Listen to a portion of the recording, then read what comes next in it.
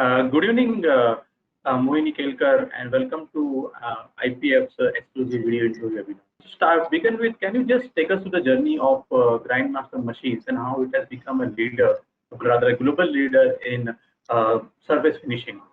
Good afternoon, everybody.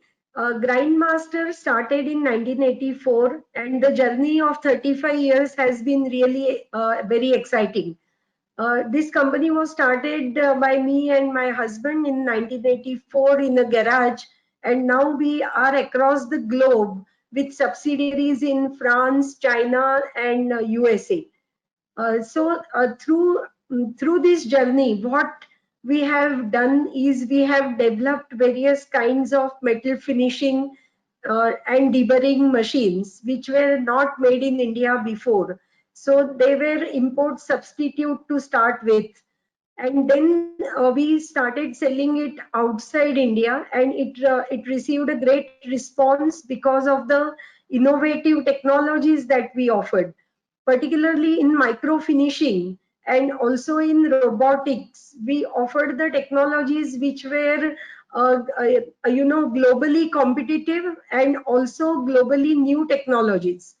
So we typically sold our products on the basis of innovation and technology and not really on the basis of pricing. We always wanted to sell the best technology at a good price. And that is, I think, the reason why we could reach out to the globe.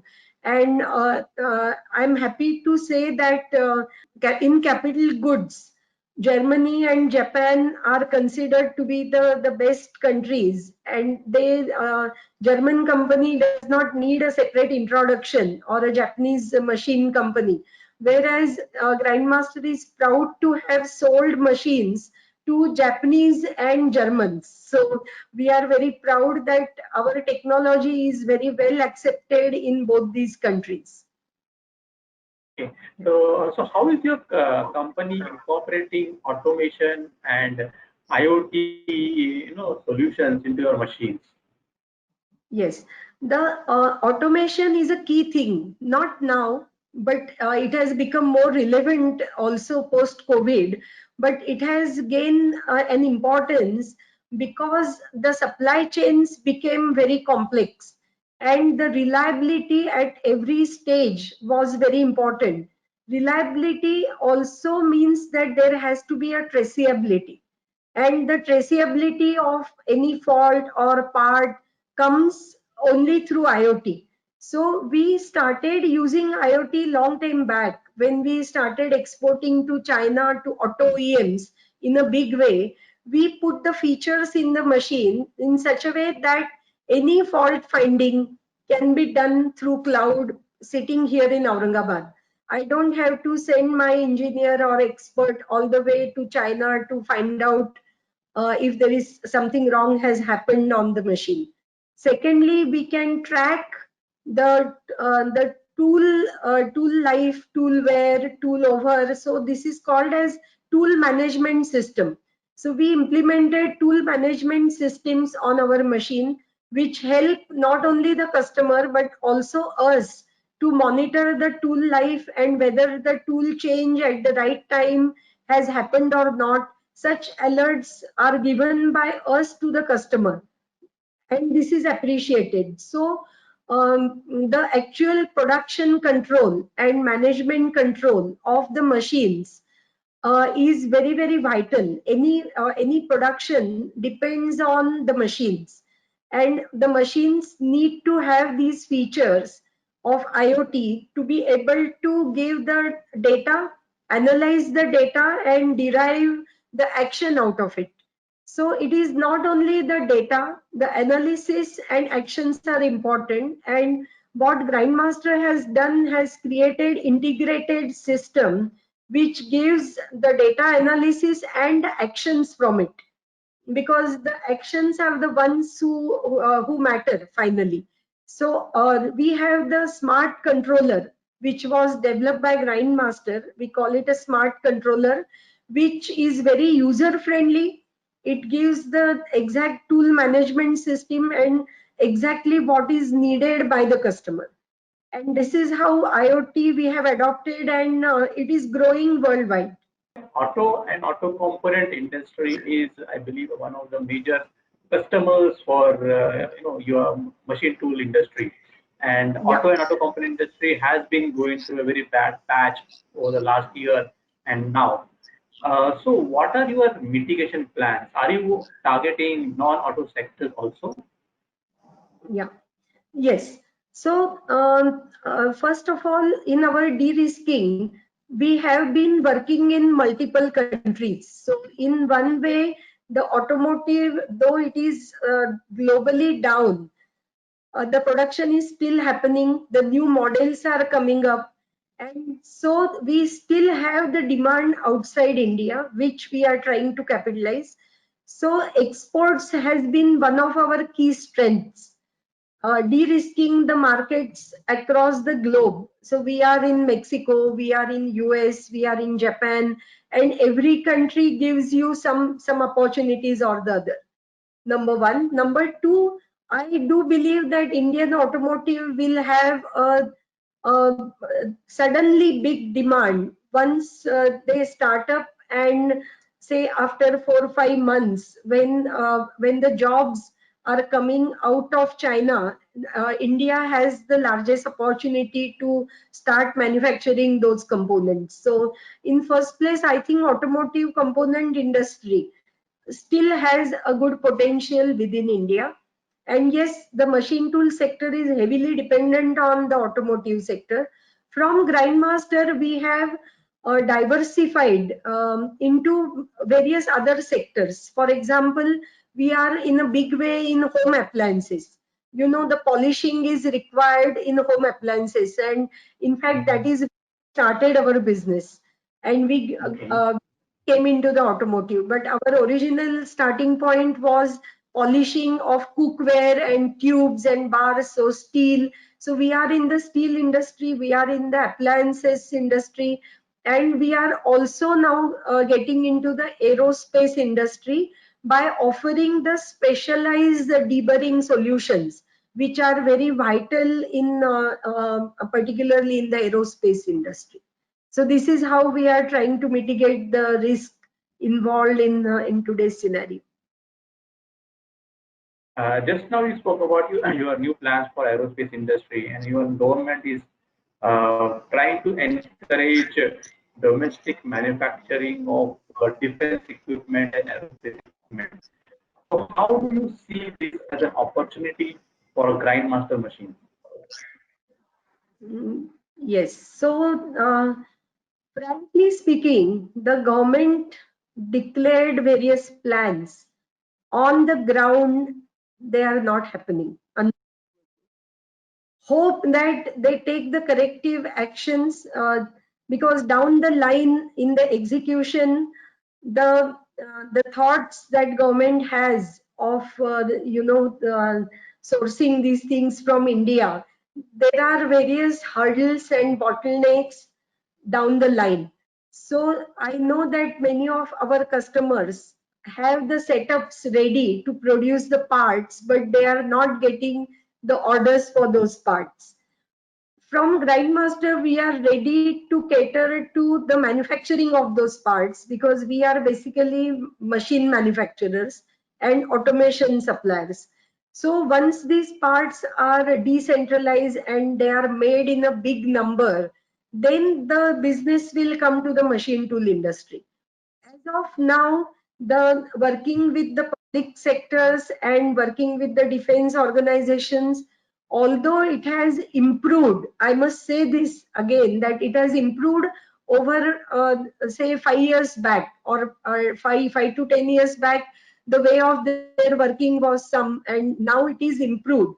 But lot needs to be done really to get the effect in terms of the manufacturing, in terms of the job creation, and also in terms of the opportunities for the machine tool sector.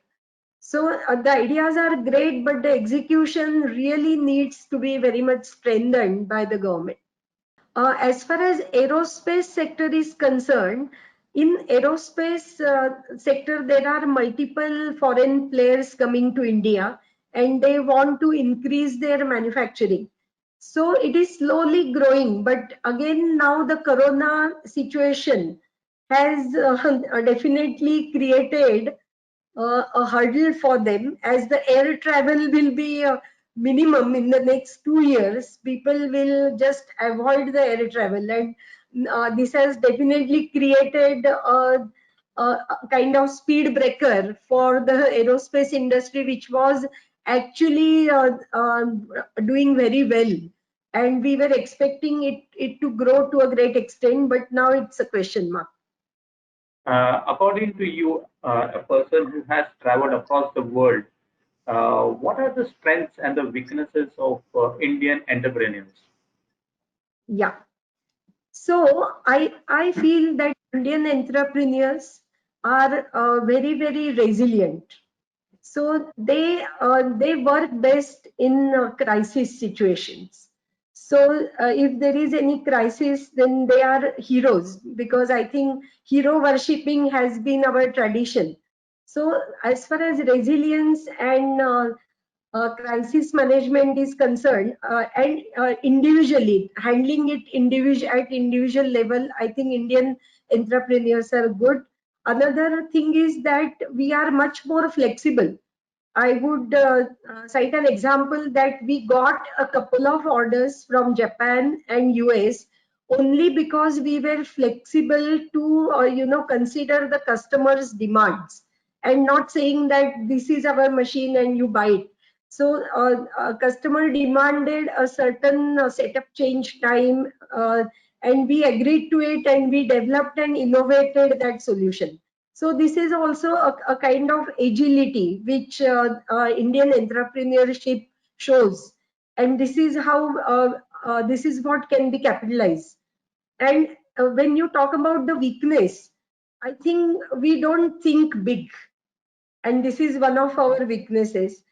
When it comes to setting up large size production units, we always think twice whether to make such investments. Where is the market? Whether first market should come or first I will make the investment. So it is a chicken and egg kind of a situation for the Indian entrepreneurs, and I think that this is a weakness of the Indian companies or entrepreneurs. So you already touched upon that you are exporting to the developed countries like Japan, Europe, US. So what kind of opportunities you are now looking at from the exports market? From exports market, this COVID situation has put tremendous cost pressures on all the companies across the globe. And I feel that the company like us, who can give, who is more flexible to offer the solution, and who can provide a cost effective at the same time good technology solution, will still have the demand. The auto OEMs and auto global sourcing tier one companies, for example, the ZF group, the Magna group, they are trying to source the components as well as the technology, which is at a reasonable cost, and they are not looking at something for a very long term, but the cost has become very important. And I think this is where our export can play a role, and we will still have a good potential, and we can tap the potential. Second thing is Japan government and US government already declared that their companies in China will move out. So when these companies move out to, say, Vietnam, say Southeast Asia, or India, that will be another opportunity created for us. So there will be the new models coming up, there will be upgradation of the models which will come up, and the US companies will mostly go to Mexico, Brazil. So there will be the new companies coming in. They would probably suggest the new range of setup of equipments to produce the parts, the automotive parts or other kinds of parts, and more flexible manufacturing solutions will be required. Grindmaster is very agile. in developing such solutions. In fact, we are already responding to similar demands from our customers from Japan, and we are able to come out with a proposition which fits the technology level they want, the flexibility they want, and the price levels. So we are able to work with the target pricing, the concepts, and working closely with the customer, we are able to come out with the right solutions, and that is where the export potential lies for us, in my opinion.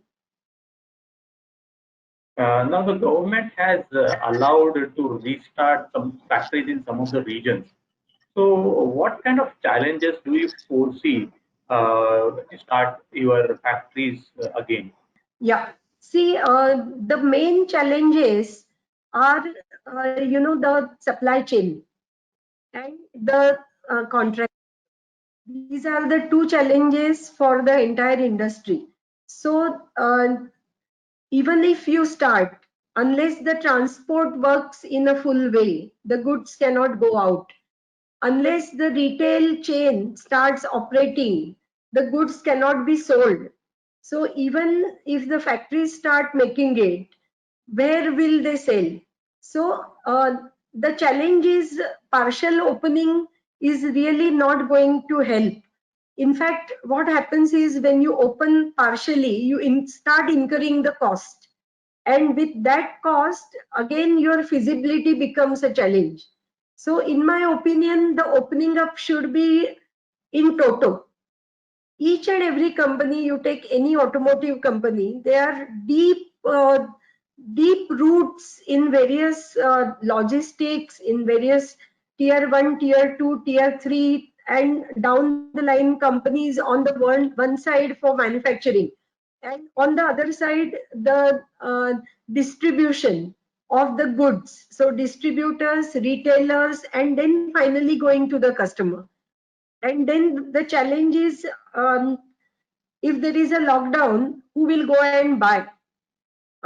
It is okay to buy food stuff and other things, but if you want to buy an appliance or a scooter or a car or anything, you have to really open out in the complete way. And this is one of the challenge.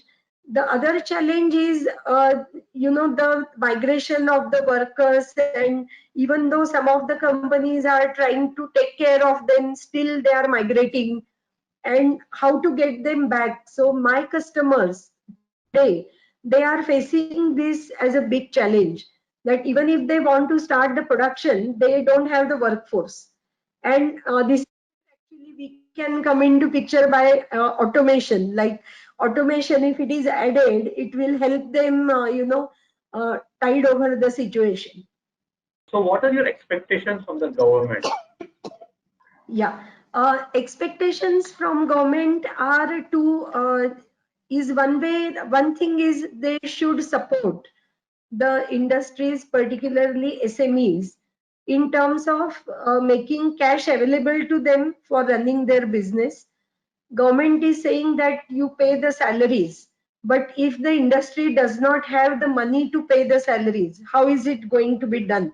So making the cash available to in the hands of the industry is one thing.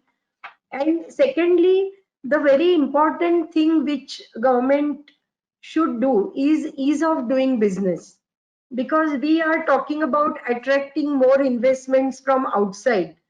Think about attracting more investment from within. So even to get more investments from within, if we provide the labor law reforms, if we do the ease of doing business, so single window kind of clearances, then this will certainly help. And I think government is seriously looking at it.